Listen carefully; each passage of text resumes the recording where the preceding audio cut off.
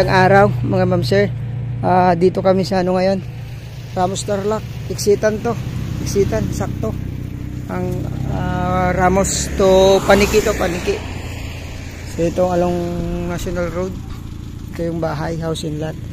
4,800 square meter. So tingnan natin ang loob. Nakabakod tong bahay. Siguro nasa 1,000 to. Tapos palikod na. Taniman ng gulay, palay doon sa loob. So ito. Tara po. Ganda. Supay, mga patungers na hindi. Ito, simentado. Pulipin siya. Kasi ito part. May daanan papunta dito sa likod. So may mga kulungan doon ng mga manok, kambing. Tingnan natin kung makita natin. Ito. Sir, ilang taon na tong bahay? 6 na. Walang pintura na. Ay, hindi na natuloy siya. Hindi mo tinirahan to, sir?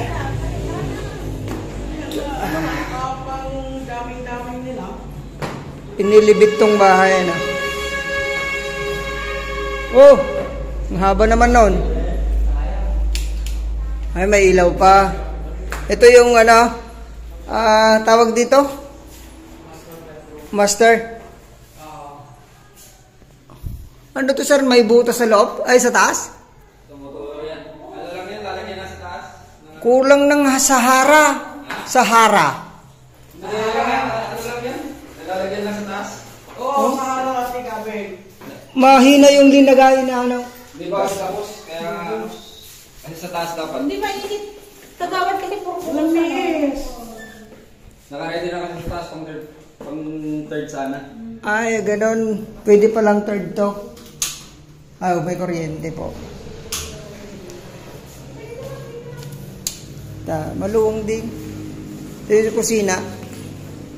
Tapos, kwarto din. Nakabang puwer ko. Kung nga, luluwang. 2. 3. Puro buhos talaga. Oh. Ano to, sir? Bodega. Bodega. Bodega. Tapos CR ulit. Common CR. So tara, sa baba. Masarap guys, ha? Tingnan pagkita ko lang. Nakakuha. Ay, ate G ko ha? Jit.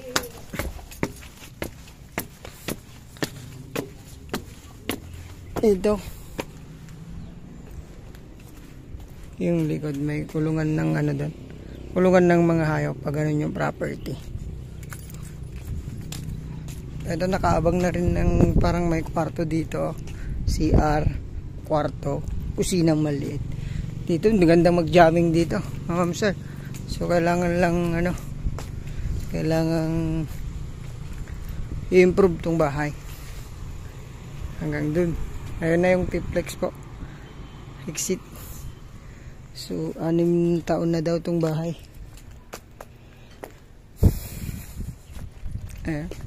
Pwede daw pong ano to, nakaabang ng 3rd floor.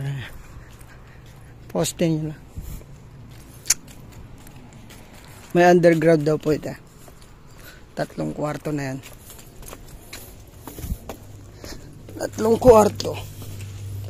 Nabagang may yun na sir. Hanggang madaldalo sana yun. Nya. Maraming M, wala. Tinilikod. Kitang-kita ko na ano. Ano po yan, laundry sana yan. Diyan yung labahan, para ano. Tapos mga ano dyan. Underground. At ang kwarto pa ito sir?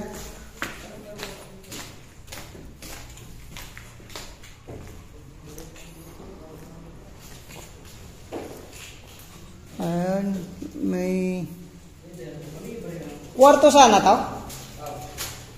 Tapos ito laundry. Nag-aalaga ka ng manok dati, sir? Hindi, yung sa loob pa, yung ano, mga camping, mga... Pero ano yun, sir? Di pa paitlugan yan? Paitlugan.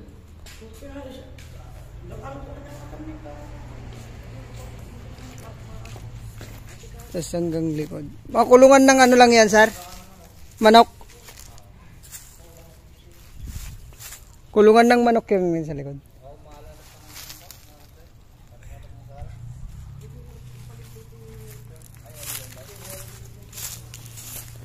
So, 4,800 square meter.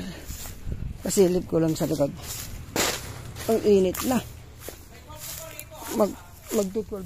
Ay, meron pa. Sige po. Ang kulungan lang. Kambing. Tapos pwedeng, dating nag-aalaga ng manok si sir. Oh, 3 sa taas. Sa underground, may isa pang kwarto.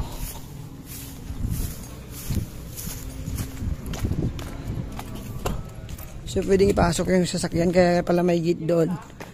Tapos, papasok dito yung sasakyan. Nakaloob. Ila ko mga dyan, sir. Diyan kulungan ti manok mo. Ila ko. Alak ko mo ang kasali sila. Ang ganda. Ang lamig dito sa baba, ano? May electric fan naman, oh. Hindi sila lagi yung Hideout. ito, alam kasi dito. May hideout. Pero parang bahay na to.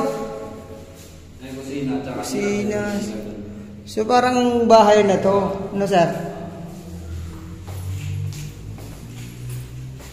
Ito CR. Hindi tapos. Tanggalin lang. tinanggal na yung mga Tinanggal. ito yung bubuksan niya. Sarado. Sabi niya, para sa sisi. Tapos ito, sir. Mga lutuan, mga yan, naka-ready sa lutuan. Sa ano. Oo. Okay naman. May kuryente pa siya. Nawasa, sir? Meron din. Okay, 4 na kwarto. So may parkingan pa dito sa loob. Kaya tinatanong ko kanina, bakit may gate pa dyan? Ito pala papunta dyan. Kasi pwede kang mag-park dito. Tapos laundry. Ito. So, bali 4 po na ano. Marami pa din ano, sir, no? Order pa paayos din. Oo. So, ayan. 4,800 Ramos Tarlac T-Flex 12 million asking ni seller, sagot niya ang capital gains ito. 12 million sagot ni seller yung capital gains nito. Buhay po yung nakapangalan sa title.